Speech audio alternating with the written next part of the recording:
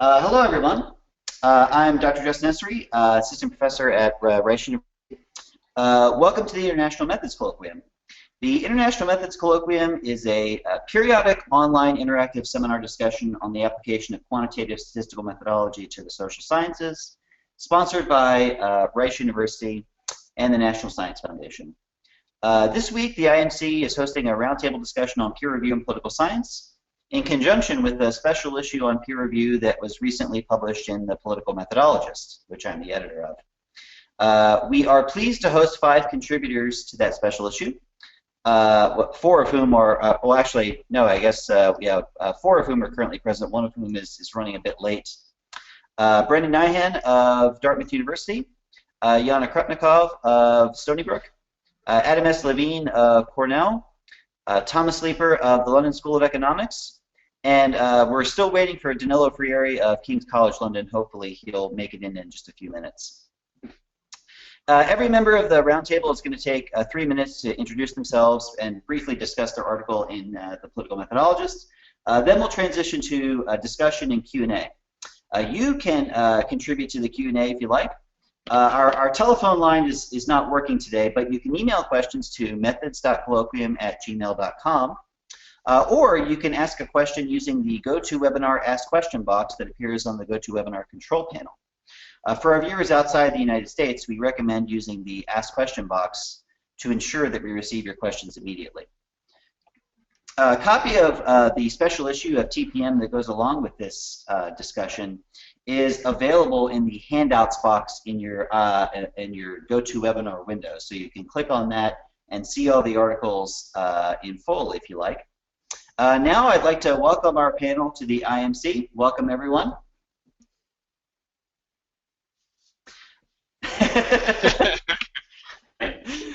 So we'll just go on in the order in which you appear in my window, which is actually, I've discovered, not necessarily everyone's. It doesn't necessarily doesn't necessarily see the same order of pictures.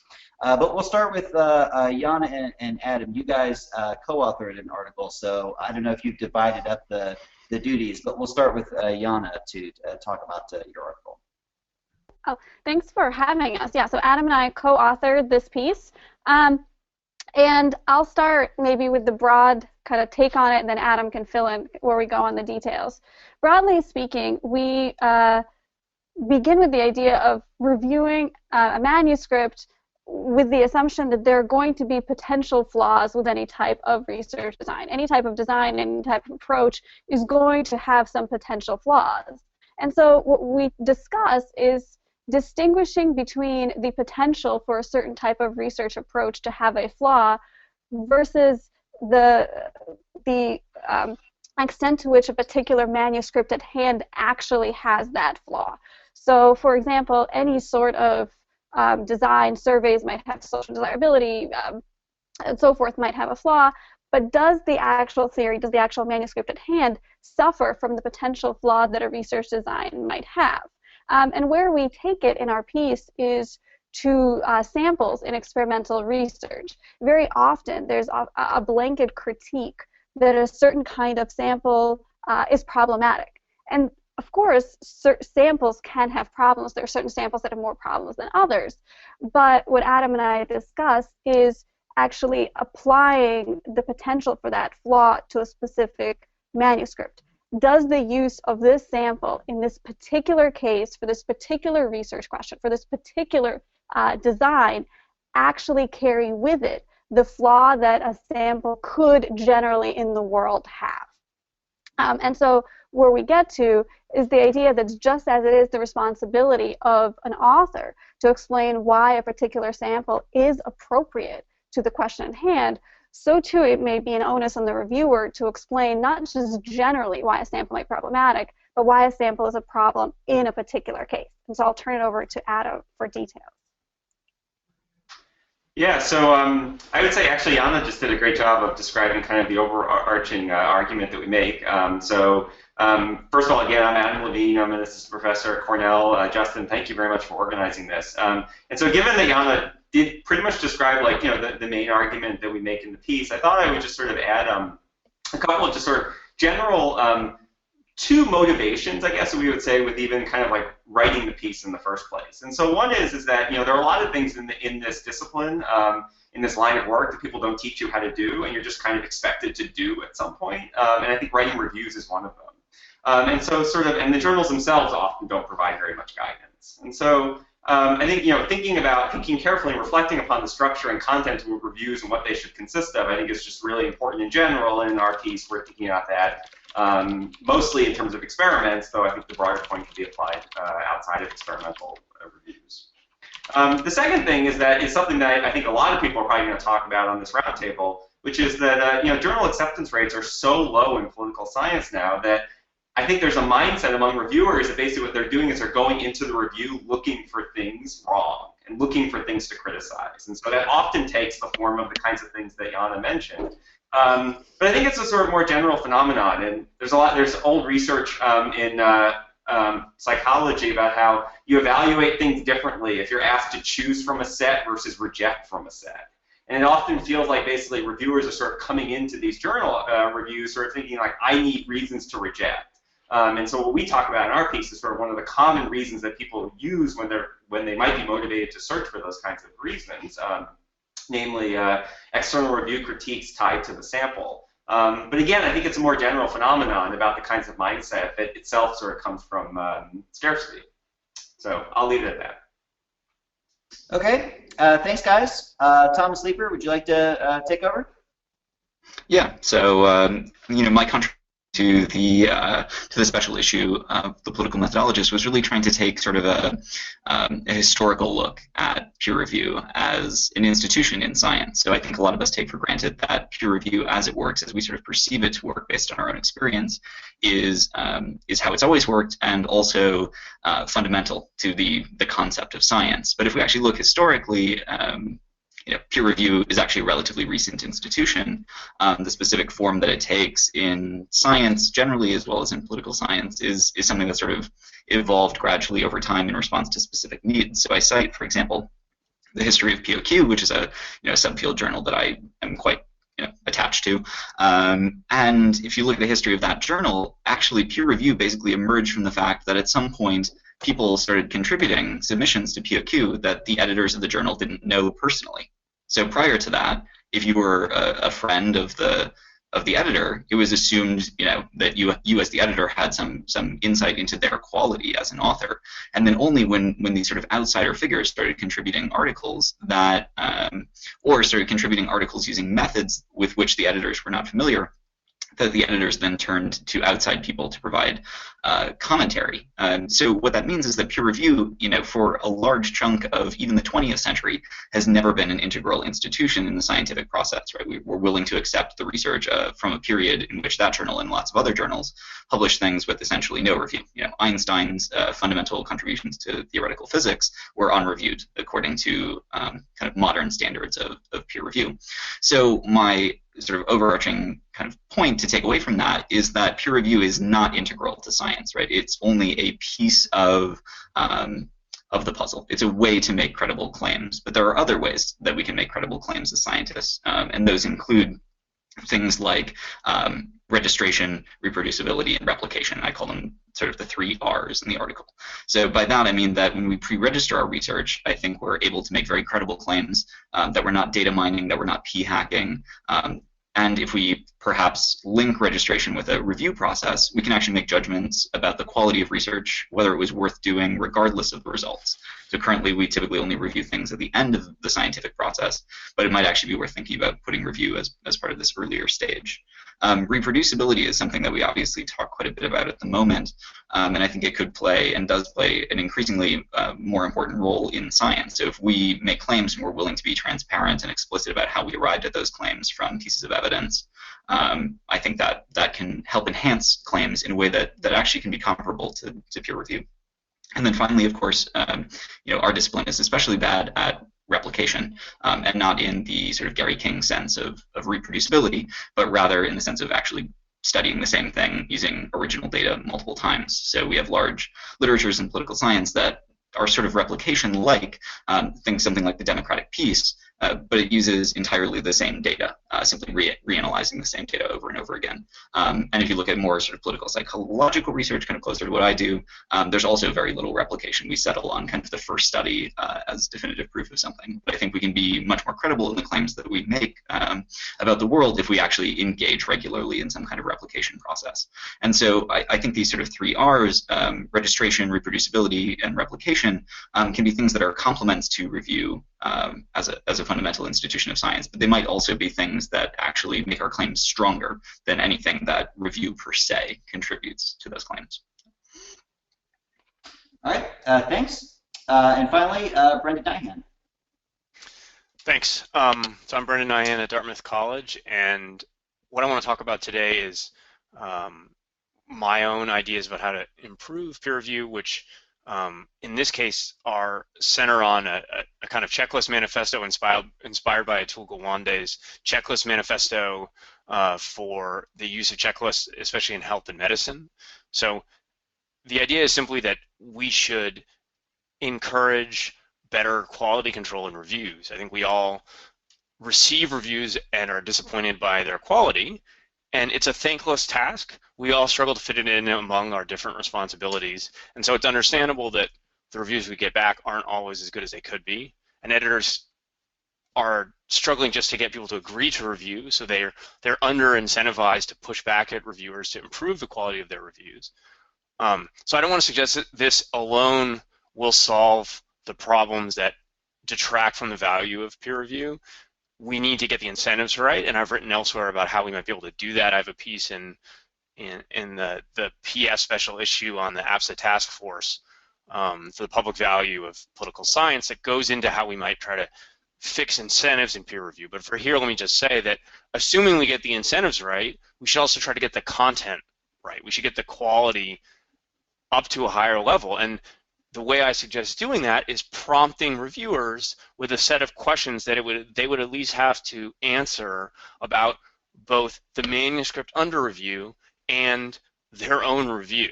And in that way, just try to nudge them a little bit and see if we can encourage them to focus on the kinds of questions where they can really add value. I've certainly gotten framing suggestions and literature citation suggestions that have been helpful to me, but those are over-provided by the review process relative to insightful comments on the design and analysis of the study. And if these kinds of nudges could encourage reviewers to provide more of the latter and less of the former, and if they do provide the former, to justify those instead of just saying because I want to. Because, of course, we all know from being on the author side of this that we feel compelled to do whatever the reviewer asks, no matter how nonsensical or irrelevant to the paper that we're actually writing. And if you are a risk-averse author, you will do what the reviewer says. It's actually reached a point now that when I have a suggestion for a literature review or a framing device, I put in elaborate disclaimers to the author and editor saying these are not mandatory, because otherwise they're treated as such and people ruin their papers trying to appease me. And I've been on the other side of that, ruining my own paper. So this is a way, hopefully, that we could focus on concerns that all of us, I think, in this roundtable have expressed about the kinds of common methodological errors, for instance, that we see in papers all the time, and that we could cue reviewers that these are things to look out for. And if you're not familiar with these errors, maybe this would be something that would be worth checking out and learning more about. So I think we can stop assuming that all reviews have to be of middling quality and try to do a little bit more to make them better. All right. Well, I'm going to go ahead and open the floor to questions. So if you'd like to ask a question, you can email us to methods.colloquium@gmail.com. You can also ask a question using the GoToWebinar Ask Question box that appears on your GoToWebinar control panel. And if you're outside the United States, I recommend using that mechanism just because it's a little bit more reliable and faster than email. And to start off the roundtable discussion, I want to talk about something that I think is important, which is the issue of scarcity and how peer review functions in allocating scarce. I used to want to say journal pages, but of course, in principle, journal pages are not at all scarce anymore. It's really more what's scarce is attention. or spotlight or prestige, or however you want to sort of frame what is being provided by APSR, HAPS, JOP, BJPS, whatever sort of hierarchy of journals that you think is pretty good, and what role peer review ought to play in that, because some of your contributions I sort of see as saying that's not what we ought to be doing, right? We ought not be asking those kind of questions. And I'm kind of curious if I'm characterizing it correctly, and if not, let me know that. But if I am characterizing it correctly, how should we allocate that resource?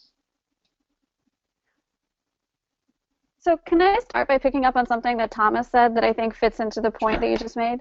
So I think Thomas made a really important comment about replication, not just in terms of reproducibility, but actually replicating a finding with different data and how little there is. And I'll again throw like research on behavior and psychology, political psychology under their bus again. And I think part of it gets back actually to the point you just made, Justin, about allocating scarce resources. That when people feel like something has to be incredibly important to land in this journal, it underprivileges manuscripts that replicate a specific finding, right? It overprivileges manuscripts that are essentially magic tricks, right? Things that we've never ever seen before and that seem strange and unusual. And I think if we look at it from the same perspective that Thomas just suggested, of course it's going to decrease the number of replications because people have so little incentive to do that. If you have, let's say, 5 years to get tenure, you're going to try to spend a chunk of it trying to perform a magic trick that's going to land you in a top 3 publication rather than conducting a replication of something. Alternatively, it also privileges replications that show that somebody was wrong rather than replications that demonstrate that a previous finding actually holds, which I think is a file drawer problem that we rarely discuss, actually, which is that if replication is successful, it's much less likely to get any attention. So to that extent, I don't have, unfortunately, a good answer to what we should be doing, but it seems to me that this perspective of reviewers as gatekeepers on the determination of what's important really undermines kind of the incremental progress of science, which is somebody getting a finding, somebody else getting different data, going to a different sample, and basically trying to see if they change the context slightly, does this finding hold, which I actually think is a form of replication that isn't often discussed, but is actually just as important as somebody doing a different statistical specification. Can I plug pre-accepted articles here? So I don't think there's any way around aesthetics in evaluating what's important. If you want to go to the preprint model and everything is just publish if it's valid, like essentially the PLOS one for everything, like that's an alternative universe we don't live in, so I'm not sure how valuable it is to discuss. There's always going to be an attention hierarchy that people are going to be trying to use to filter what's important and relevant. And so given that, I'm actually fine with making those kinds of judgments. I'd rather just have the editor make a lot more of them at the desk check stage. And then secondly, I'd like to do more of the kind of thing that Thomas is describing. And so that's why I've argued for pre-accepted articles. If people have to evaluate the merits of a publication when they're blind to the outcome of the study, then it decreases the incentive for magic tricks, right? And this is exactly what happened to social psychology that was running small samples, right? They literally searched for magic tricks, right? And they've now wasted 2 or 3 decades trying to find cute little psych science style studies that would land them in top journals. And if they ran enough batches through, eventually a magic trick would come out. But if you have to pass muster without that fancy, unexpected finding as a valid, important scientific study, then it totally changes the whole ballgame. It reorients all the incentives. So I think that would change this whole process all the way. It would go all the way back upstream to the authors and the choices they make, and then peer review could be much more constructive. I would say, just to add something to this, it seems like there's a difference. There doesn't have to be a difference, but it seems like there is between like evaluating work based on whether or not it tells us something, like whether or not what we know and knowing stuff, versus believing something is important and getting publications. And it seems like a lot of the conversation often focuses on the latter, but thinking carefully about replication and valuing it really sort of focuses on so much basically what do we know and what don't we know and what questions are important to know and things like that. That often seems to be missing from the conversation. I thought what was nice about a lot of the contributions, both Thomas and Brendan's contributions to the roundtable, were that you sort of having people have to answer those questions as part of writing a review. I think really does sort of key us into sort of what do we know and what do we learn from this article, and not sort of try to sort of steer us away from some of the aesthetic judgments, which I think is really valuable. There's a question from the audience which actually goes right to that point. So since you mentioned it, I want to introduce it right now. This is from Dwayne Woods. Should peer review focus or build more on accumulating knowledge or on originality and novelty? So when you're, what's the balance when you're writing a peer review? If you're training, this is my elaboration on that question. If you're training a graduate student or somebody to write reviews, how do you tell them, to fit that, to make that balance? I think you absolutely want it to be about scientific quality, not about originality. I've personally taken recently to not reading the results of papers when I review them, because frankly I don't think it should matter. So I write reviews based on basically the method section of the paper and whether they have a theory that's situated in a coherent, relevant literature. It's interesting when you actually look across disciplines. One of the things that's interesting about peer review is that we tend to only review papers within our own disciplines. So when you do get the sort of rare opportunities to review a paper from a different kind of journal that you're not typically reviewing for, or from outside of your discipline, you see how different types of scientists actually write reviews. And in the few places when I've done something that's far outside of my field for specific reasons, reviews tend to be much shorter in other fields. They tend to be focused on very different kinds of things than the sort of framing questions that we've been talking about as a focal feature of peer review in political science. So, I think we can actually learn a lot about what peer review should look like by having some experience seeing how other people review, just to get a sense that actually the institutions we're kind of familiar with, where we're constantly complaining about reviewer 2 and their insistence on changing the sample and framing the question completely differently, that actually doesn't always happen in every other field. I mean, this is the lack of a scientific core problem, right? I mean, my experience with this is it maps very directly into that difference. So my friends in sociology are in a hellscape of 4- and 5-round reviews, and theory discussions that are 2 pages long in the reviews, because that's what the whole debate is about. They have less of a core than we do, especially among, say, the kind of quant Americanists who are overrepresented in this roundtable. But you move to, say, like a medical journal or Econ, and it's almost strictly about the results, and there's more of a normal science orientation. I feel like we shouldn't give short shrift to originality. I think we've all could think of articles where the methods section wasn't great, but the approach or insight was changed a whole research area, right? And I mean, there's other areas where they're perfectly scientifically sound, and we just read them and we go, oh God, another one of the blank studies, right? So there's clearly got to be an element of both. I guess I'm just not sure how much I contribute as a reviewer to the editor, because the editor's judgment's ultimately going to override most of that anyway. So this is why I'd rather have them just desk reject. If they don't think it's important, don't send it out. Or it doesn't cross the threshold for their journal, don't send it out. Like, I believe in motivated reasoning enough to think I'm probably not going to convince you that it is or is not important. And in any case, it's an aesthetic judgment, so that debate isn't especially productive. I would love to see more desk reject, and I completely am on board with that. I guess the only thing I would sort of say about that is one of the things I do tell my graduate students sometimes, and graduate students at other institutions sometimes, is that and of course this always has to be within reason, right? But you can get some really amazing feedback that you might not otherwise get potentially from the peer review process. And so I think there's sort of, and desk reject, unless it happens to be accompanied by comments as to why the desk reject is occurring, which I think sometimes happens, sometimes doesn't. an over-reliance on that might sort of prevent those kinds of feedback, prevent that kind of feedback. But I completely agree it has to be a balancing act. 'Cause otherwise you get the sort of like huge increases in submissions that I know have characterized a lot of journals in recent years. So.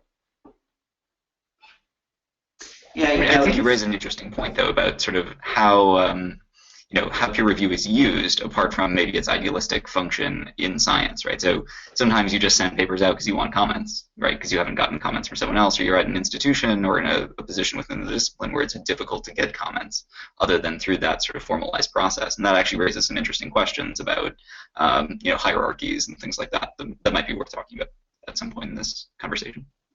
I do kind of wonder about the extent to which it's easier in some other disciplines to tell what's important. There's just more agreement about what's important. So, if I'm, my brother is a chemistry PhD student at Michigan, and I sense from talking to him about his research that there's a lot more agreement about what constitutes a breakthrough. Like if somebody does something important, there's no debate about there, and there's some. The debate is about whether they really did it, right? Whether it really works. It's not about whether it matters. Whereas I don't feel like that is necessarily always true of us. Like I think some people write a paper, and if you were to take a poll, 20% of people would think it was a tremendously important breakthrough. 60% would say, why, what? Like, I guess it's okay. And then there would be maybe another fraction that would say, this is stupid. This is a waste of my time to even read this, right? They read the abstract and throw it in the garbage. And what I believe in importance. What I'm struggling with is how do you take an institution? I'm an institutionalist. How do you take an institution and translate these weird preferences into outcomes that make sense, right? And outcomes that people kind of look at and say, oh yeah, okay, that makes sense. I think Brendan offered the answer to that, which was, pre-registered articles, basically, right? Let's accept them regardless of the results and have that be a process of dictating whether it's sufficiently interesting or important to publish, which then allows to kind of feed into that decision about how do we, deal with the information overload problem that you were talking about earlier.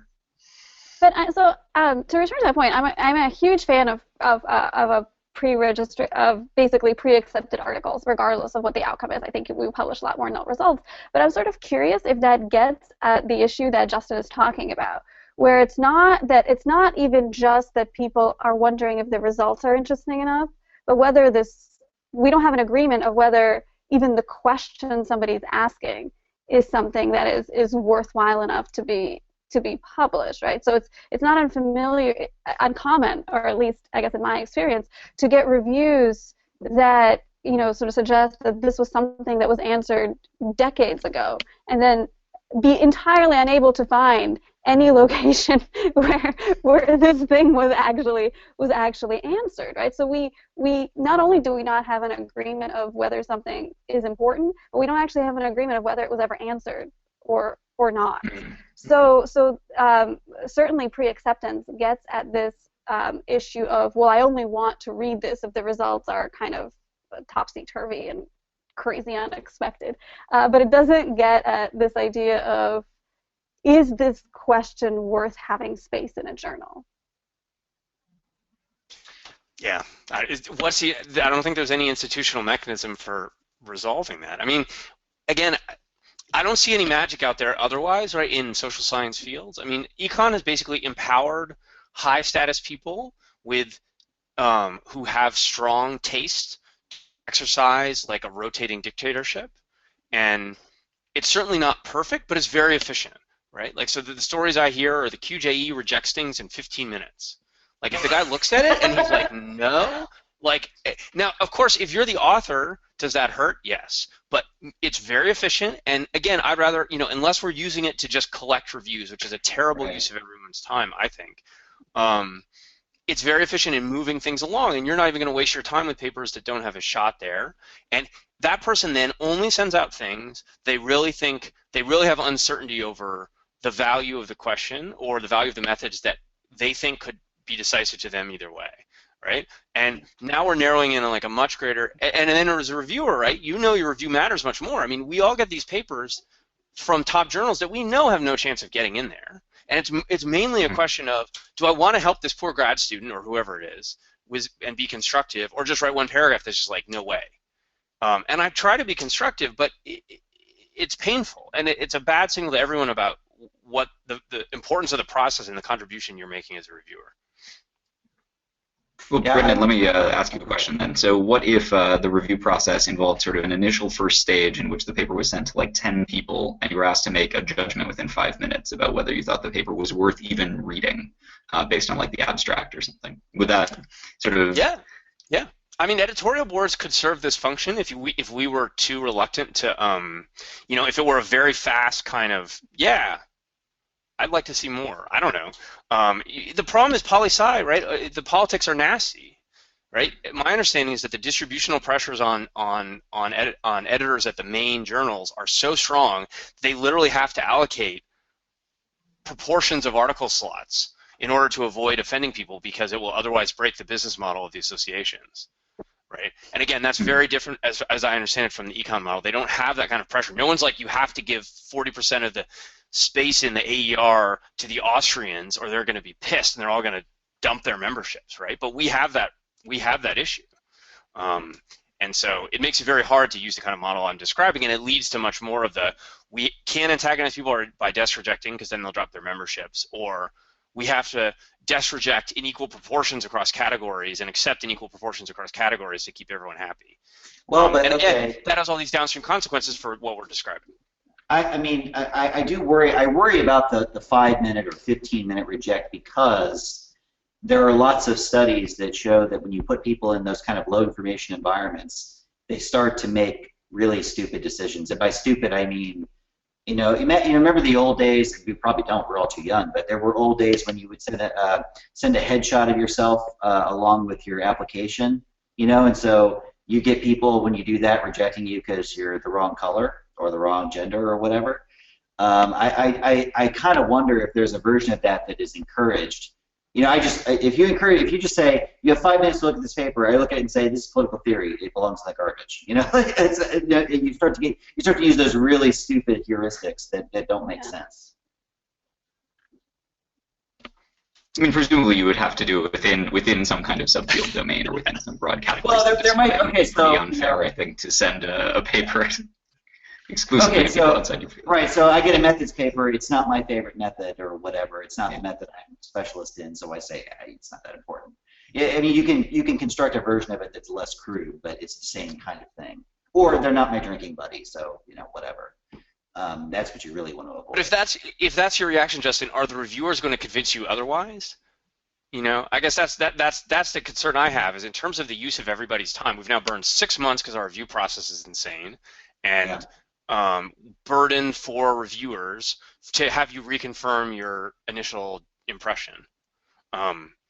Again, it's hard to desk reject, and people are scared to trust that judgment, but unless we think that people's minds really are being changed downstream frequently enough, it's not very efficient. I mean, I've written, I have a paper, ironically, under review where I argue for more desk rejection. So I guess I've staked out a position on that, but that doesn't mean that I'm not going to be, I do worry about the consequences. I'm not, I don't know if I had a really good answer. Of course, I wouldn't need a roundtable. I would just tell everyone what the answer was. What's interesting about the conversation, right, is that we started by talking about sort of the potential, like the structure of the review process and the content of reviews, and it's very interesting how quickly it turns into a question about the timing of reviews, because that is such a salient feature of the political science peer review process, and it's very annoying part of it in a lot of ways, just because it does take so long. I mean, Econ, my impression at least, and this has been my experience when I've submitted articles there, is that they are faster. They do incentivize reviewers. At least Econ is fast. Econ is slower. What? Econ reviews are faster? At least that was my experience. Yeah, I mean, and I thought it was because they incentivize. I mean, I've heard that because they incentivize reviewers.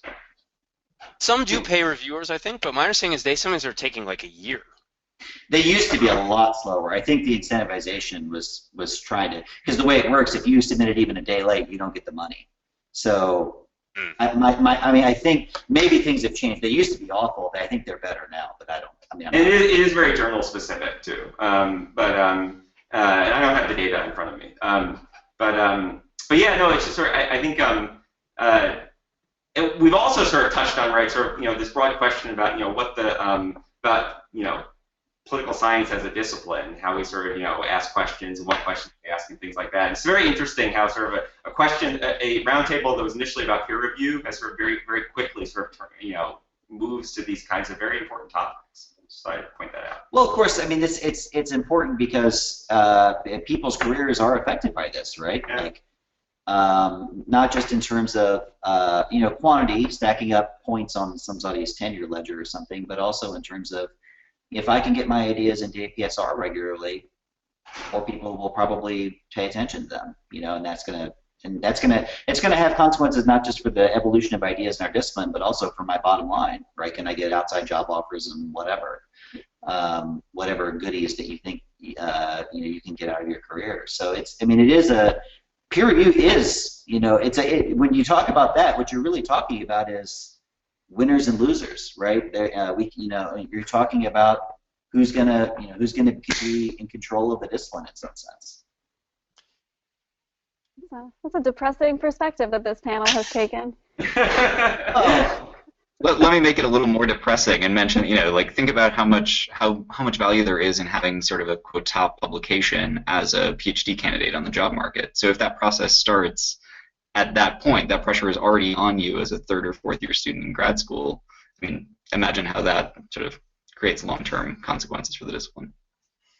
Yeah, I was on speaking of that, I was on a roundtable for our graduate students here, first-year graduate students, who were already sort of, this was a couple weeks ago, already asking lots of questions about basically how do they get a top-tier publication. And that was actually how the questions were phrased. And I tried to sort of change the nature of the conversation to sort of talk about, what are your interests, why are you in graduate school, what content, what questions, what knowledge are you interested in generating? It's, they do learn those incentives early on. That's absolutely right.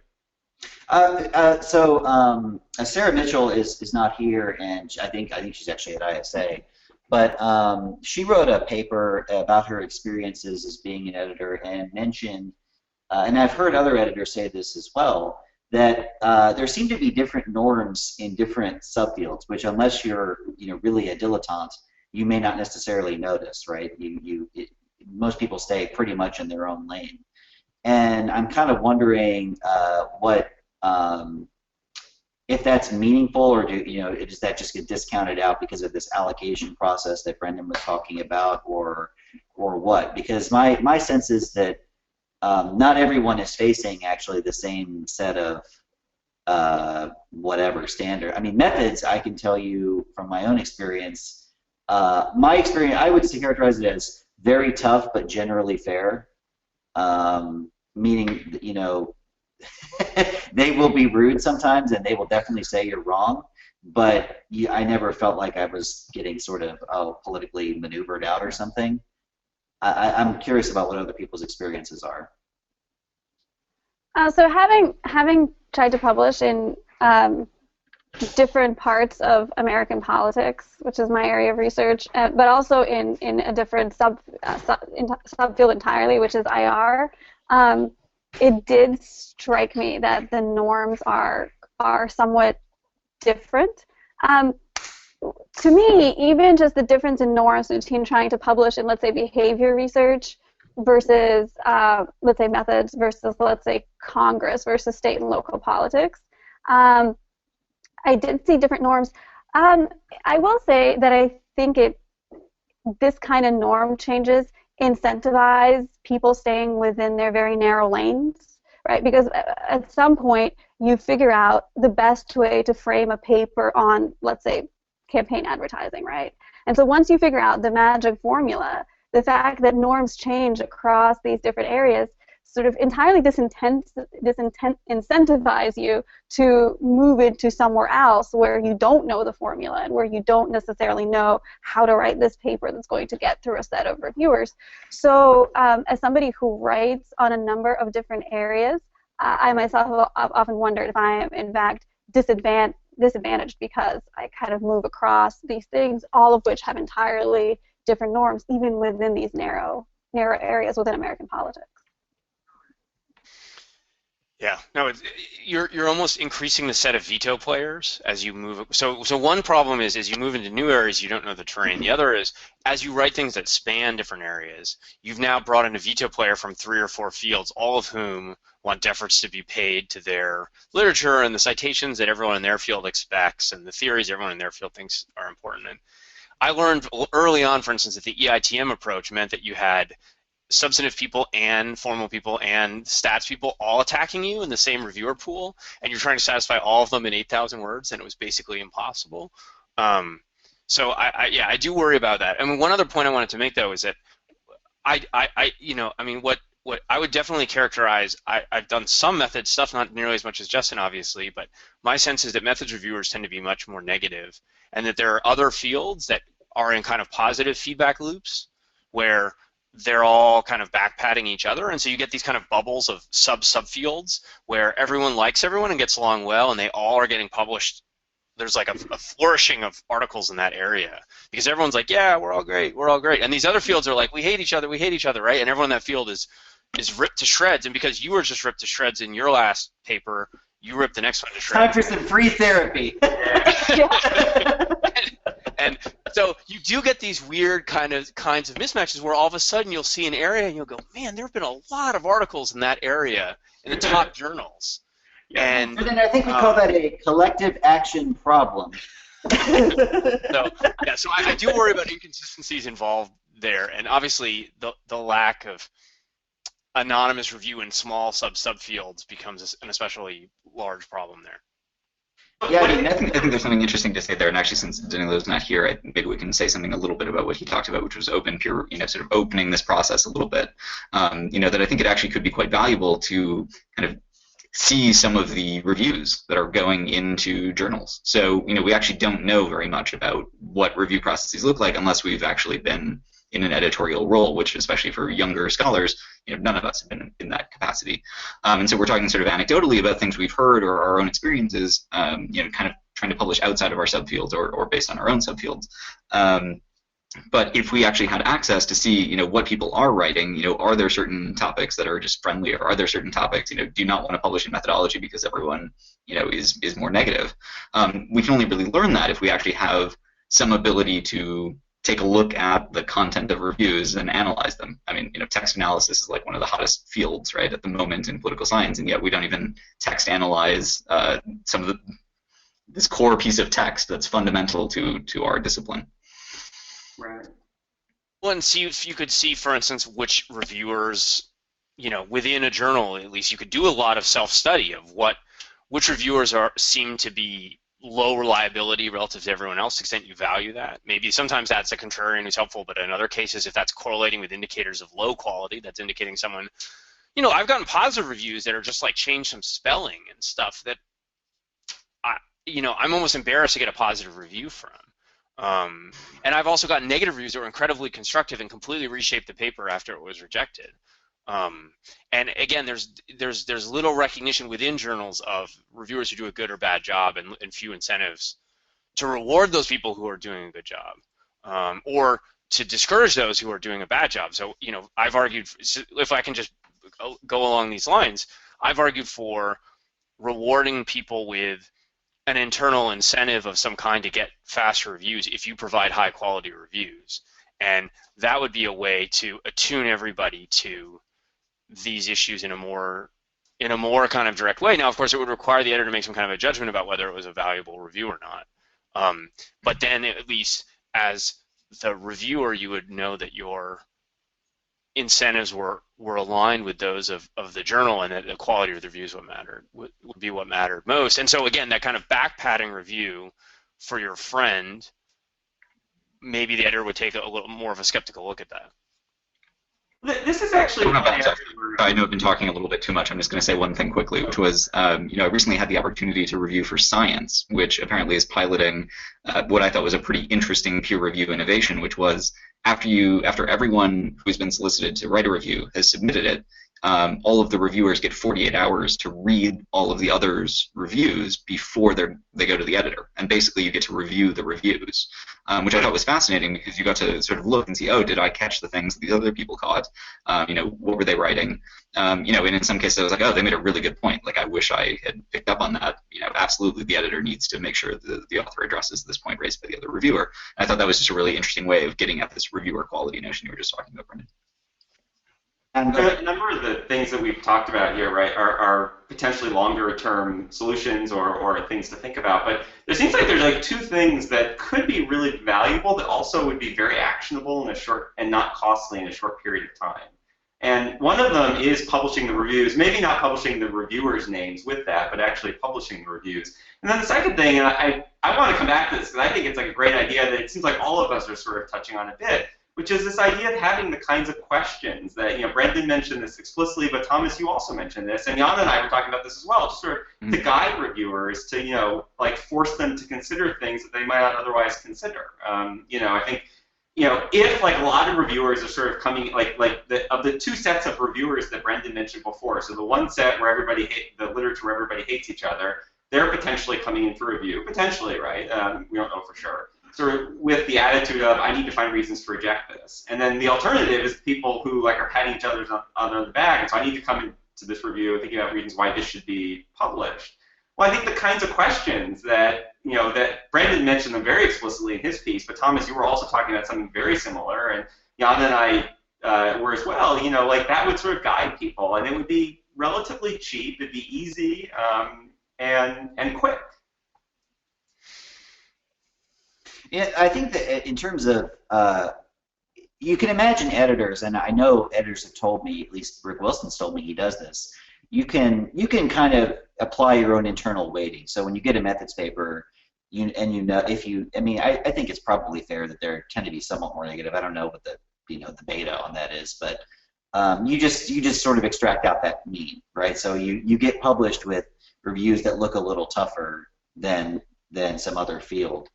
But that probably works best in subfield journals where you see tons and tons of reviews from the same subfield, and you quickly get a sense of what the mean looks like.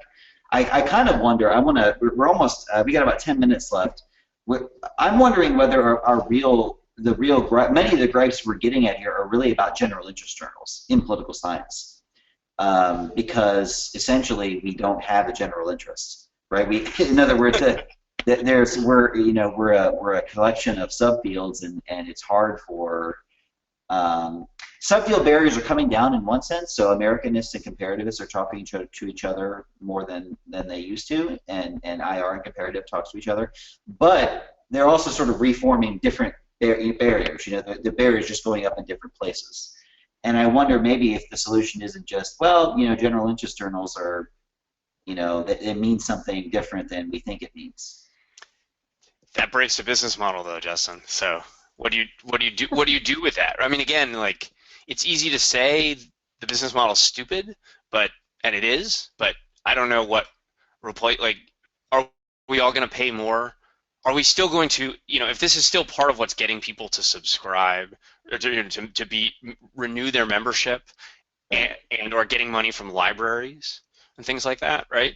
If APSA in Midwest lose that income stream, what happens? Like, I'm totally sympathetic. Yeah, I don't know. I'm like most academics, I'm much better at coming up with problems than answers. Can I look at other disciplines, though, right? That do have more journals that are considered sort of, top or general or whatever. I'm definitely not an expert on this at all, but I know that sort of, so economics took the AER and sort of split it up. That's not exactly the right way of characterizing it, but and create all the AEJs. And although, my impression from talking to people in economics is that, those don't still maybe have the same kind of stature or, whatever as AER does. But the goal really was to sort of, make more opportunities for sort of, basically, create space for more work, which would probably, at least to some extent, reduce some of the negative incentives that we've talked about.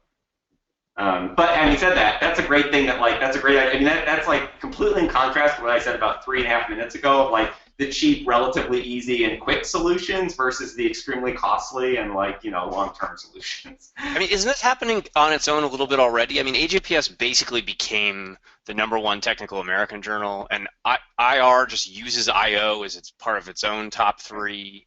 Theory uses APSR, I think, more than AJPS and JOP. Like, it seems like there's some sorting and internal subfield specific.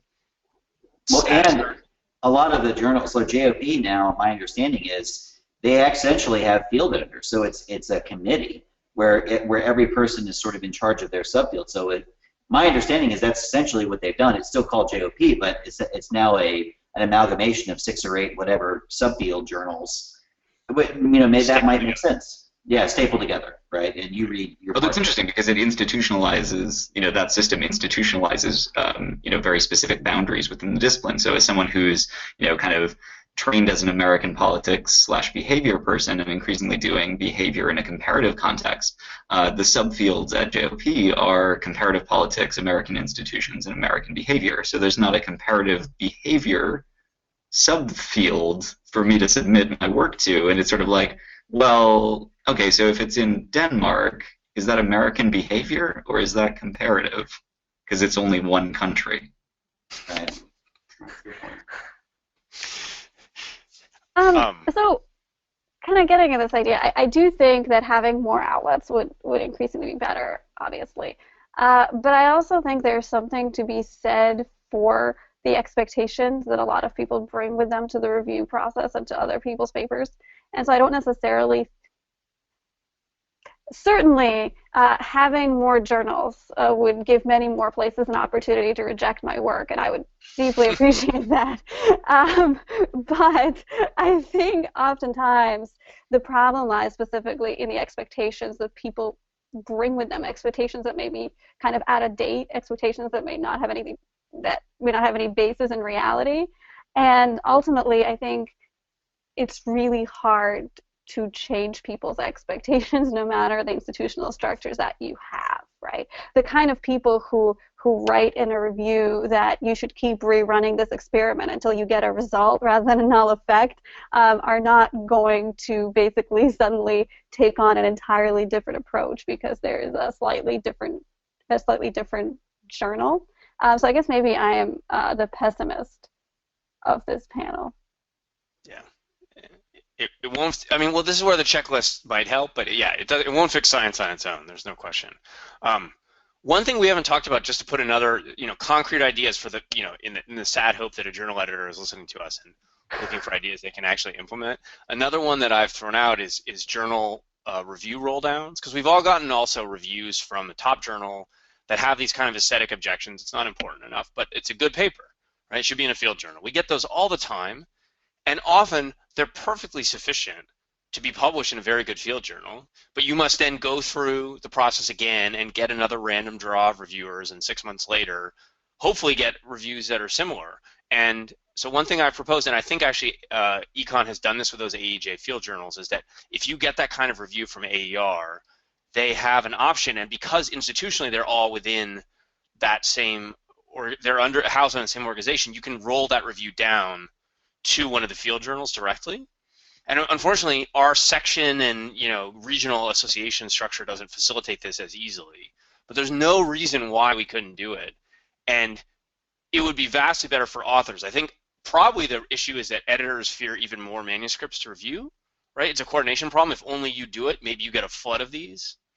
But I've gotten reviews at places that I think could have easily passed muster at a field journal, and at that point, if you have a strong set of reviews and versus another random draw, I think a lot of people would move it, and then that's very efficient with everybody's time. So one more idea. Yeah, there's a version of that with the Journal of Experimental Political Science, where they give you the opportunity to submit reviews, and so the editors of your own volition. Sorry. Yes. Okay. No, that's exactly right. Oh, yeah. So there's no institutional mechanism. You literally just forward them your reviews. Yeah, yes. That's exactly right. So it's not exactly what you just described, but so it's not exactly like, for example, the way that the nature journals work. Well, they'll just forward it. But no, that's and I think that's exactly what they're experimenting with. Yes. Has anyone here done that? Yes. Without getting too specific, do you want to? Was it a good experience? So two people on this panel have done this because it was a co-author piece with Adam. And what's the other? Huh? No. And it was so I thought it was a worthwhile experience. I mean, we had to essentially demonstrate that we responded to the initial set of reviews that we got, which we did. And at that point, it was up to the editor to basically determine whether they felt that the submitted reviews were sufficient or whether they were going to send out for more reviews. And I thought it was actually a very reasonable process, given that we had already gotten like 3 very thorough reviews from another journal. I just got an email. Not only were they thorough, right, but they also actually specifically said, at least 2, if not all of them, said this should go into the new Journal of Experimental Political Science. They even explicitly wrote that in the book. According to Fred Benke, who just sent me an email, apparently Neil Beck used to do the same thing with PA. If you had APSR or AJPS reviews, you could send them to PA. That does not, I mean, as far as I know, it doesn't exist anymore. But when Neil was the editor, he did that as well. Well, we are at noon, so I'm going to enforce the time limit. Thank you, everyone, for being a part of our panel today. Thanks to all the attendees. I also want to give a quick advertisement for next week's IMC. Next week on March 25th will be the final meeting for this year, for this academic year, this spring. It'll feature a talk by Fred Benke of the University of Iowa. Please visit our website, www.methods-colloquium.com, for details on that presentation, and you can also sign up there to see it. Thanks, everyone, for being here this week. Thank you. Thanks, Justin. Thanks for Yeah, having us. all right. See you later.